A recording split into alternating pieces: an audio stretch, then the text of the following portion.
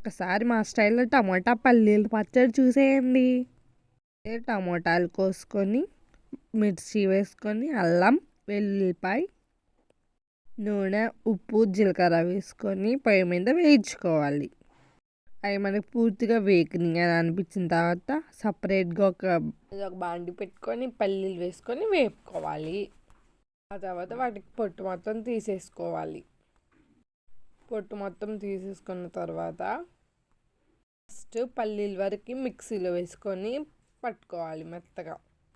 తర్వాత మనం వేయించుకున్న మిశ్రమం అంటే టమాటా పచ్చిమిర్చి అవన్నీ వేసి మిక్సీ పట్టుకోవాలి. ఇంకా అంతే, టమాటా పల్లి పచ్చడి రెడీ. లాస్ట్లో తాలింపు వేసి కాస్త కరివేపాకు తెల్లేస్తే సరే, ఇంక మనకి వేడి వేడిగా పచ్చడి రెడీ. మా టమాటా పల్లి పచ్చడి మీకు నచ్చిందా? నచ్చితే మీరు కూడా చేసుకోండి. Bye bye. అంతే.